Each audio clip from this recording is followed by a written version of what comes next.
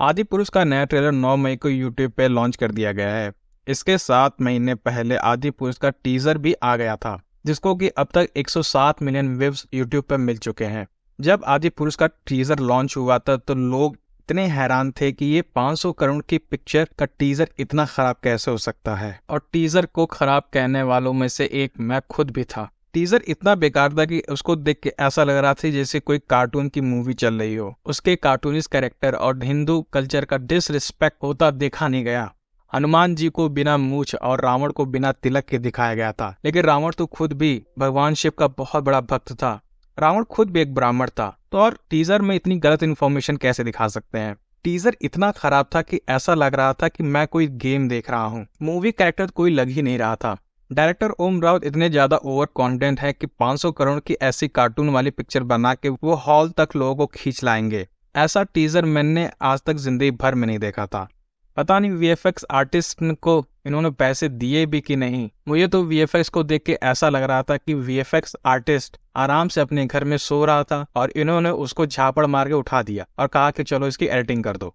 जैसे तैसे VFX artist ने जो भी टीजर उसको समझ आया उसने ओम राउत को दे दिया और ओम राउत ने सीधे यूट्यूब पे डाल दिया। ब्रो, लिटरली आपने कोई चांस ही नहीं दिया इसको इवॉल्व होने के लिए।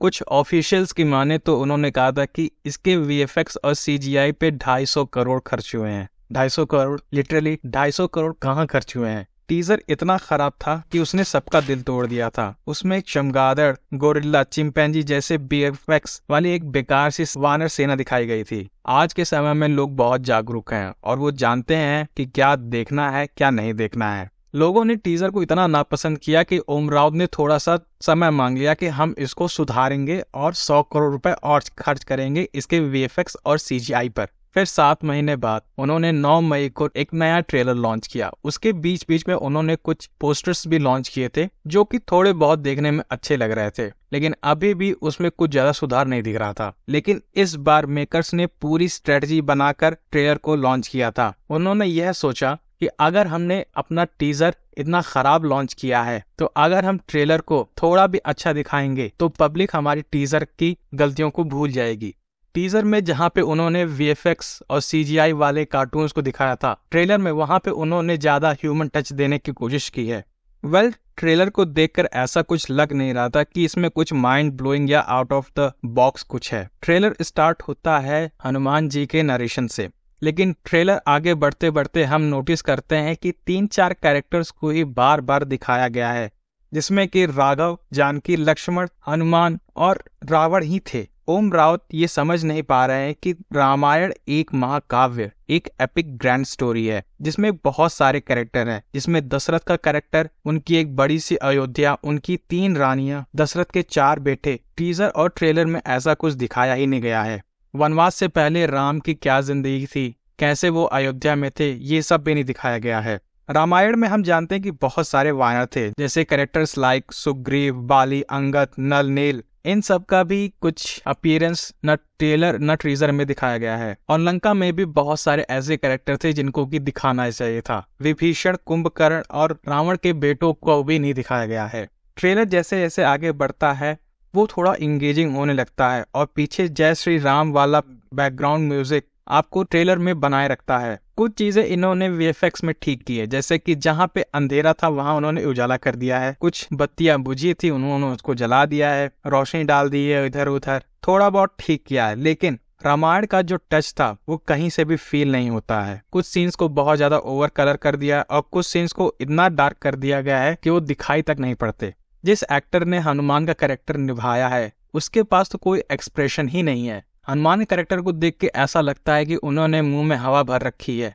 और एक सीन में जब हनुमान और राघव आपस में मिलते हैं तो हमें ये दिखता है कि हनुमान के आंसू गिर रहा है, लेकिन उनका एक्सप्रेशन इतना ज्यादा बेकार था कि वो हम उनसे इमोशनली अटैच ही नहीं हो पाते। लक्ष्मण जी का किरदार भी ऐसा ही कुछ है जिनमें भी कोई एक्सप्रेशन नहीं है। यहाँ तक कि जो एक्टर लक्ष्मण के किरदार को निभा रहा है वो उसमें सूट ही नहीं करता। रामानंद सागर के लक्ष्मण ने इस ट्रेलर को देखने के बाद कहा था कि ये एक तरह का अपमान ही है रामायण के प्रति। हनुमान और लक्ष्मण का बिना एक्सप्रेशन वाला चेहरा बिल्कुल भी नेचुरल नहीं लगता और बिना मूंछ वाले हनुमान तो ऐसा लगता है जैसे कि वो कोई मुसलमान हो। उनके अंदर से हनुमान वाली एक डिवाइन वाइब आती ही नहीं है। सेम यही चीज लक्ष्मण के साथ भी होती है। जब रावण जानकी के सामने भिक्षा लेने आता है तो जानकी को रामायण के हिसाब से एक लक्ष्मण रेखा पार करनी चाहिए, लेकिन ट्रेलर में दिखाया गया है कि वो एक लक्ष्मण बैरियर को पार करती हैं। मुझे तो रेखा दिखती भी नहीं। Seriously Lakshman barrier? कुछ तो रिसर्च किया होता भाई साहब। कुछ कार्टून अभी भी ट्रेलर में है। बिना पूंछ के चिंपैंजी, गोरिल्ला और पूंछ सिर्फ हनुमान जी की दिखाई गई है। और लंका तो सोने की लग ही नहीं रही है, जैसे कि वो किसी काले कोयले की लंका हो।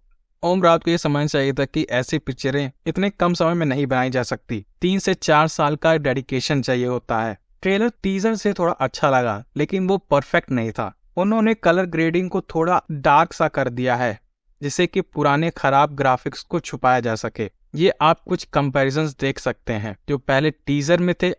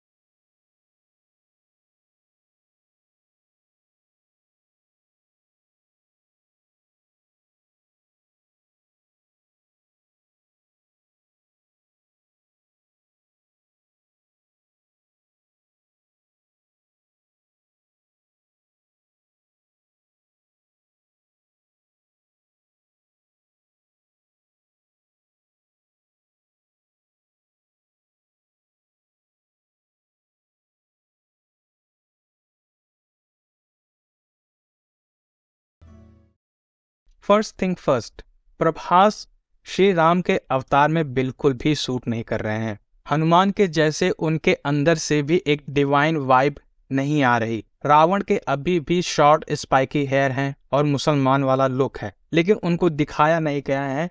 फिर से वही cringe worthy graphical cartoon VFX वाले गोरिल्ला जो कि बिना पूंछ वाले हैं, और इसी की तरह पूरी एक वानर सेना। Over the top CGI set, compositing, light and shade का कोई हिसाब ही नहीं है। ऐसा लग रहा है कि किसी नौसिखिए से फोटोशॉप करा गया हो। गोरिल्ला और चिंपैंजी के वीएफएक्स को देख के ऐसा लगता है कि इसमें तो बिल्कुल बदलाव किया ही नहीं गया है। वो अभी भी उतने ही कार्टूनिस्ट हैं जैसे कि वो पहले थे। ओवरऑल मैंने ट्रेलर को थोड़ा बहुत एंजॉय किया, लेकिन डिसअपॉइंटेड अभी भी हूँ, क्योंकि उन्होंने बताया था कि ये प्रोजेक्ट बहुत बड़ा है। लेकिन प्रोजेक्ट बड़े होने का ये मतलब नहीं कि उस पे काम ही ना किया जाए। ट्रेलर को देख के ऐसा लग रहा है कि उन्होंने अभी भी इसमें कोई एफर्ट नहीं डाले हैं। पूरी तरह से बेकार वीएफएक्स से और सीजीआई पे ही डिपेंड है। उन्होंने बस रामायण की स्टोरी को एक बड़े पर्दे पे दिखाने के लिए बड़े बड़े एक्टर्स को ले लिया है, जिसमें कि सीजीआई का पूरा सहारा लिया जाएगा, और बस। इसके अलावा उन्होंने ये सोचा ही नहीं कि ये मूवी एक रामायण पे बेस है, जो कि एक डिवाइन एपिक स्टोरी है।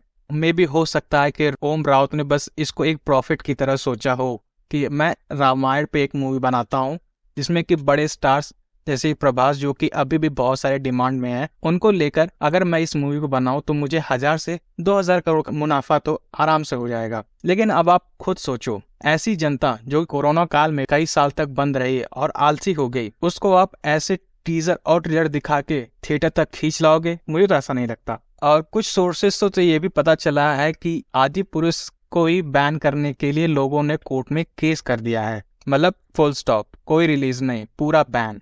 देखिए, मेरा मानना ये है कि रामायण कोई नई कहानी तो है नहीं, ठीक है। हमने इसको बचपन से सुना है। रामानंद सागर की रामायण को हमने कितनी बार देखा है, यहाँ तक कि कोरोना काल में भी वो रीटेलीकास्ट हुआ था। हमने राम, लक्ष्मण और सीता को जिस तरह रामानंद सागर की रामायण में देखा, हम उनको उसी तरह देखना चाहते थे। लेकिन ऐसा बदलाव मुझे तो अच्छा नहीं लग रहा। तो आप खुद सोचिए, अगर जिसकी कहानी हम पहले से जानते हैं और सिर्फ वीएफएक्स देखने के लिए कौन जाएगा? मैं तो नहीं जाने वाला। अगर आप जाने वाले हैं तो हमें कमेंट सेक्शन में बताएं। वैसे ये मूवी 16 जून को थिएटर्स में रिलीज होने वाली है। अगर वीडियो अच्छा लगा हो तो चैनल को सब्सक्राइब कर दे और लोगों के साथ शेयर कर दे। अगर सब्सक्राइब और शेयर कर भी दिया है तो बेल आइकॉन भी दबा दे। मिलते हैं नेक्स्ट वीडियो में। धन्यवाद।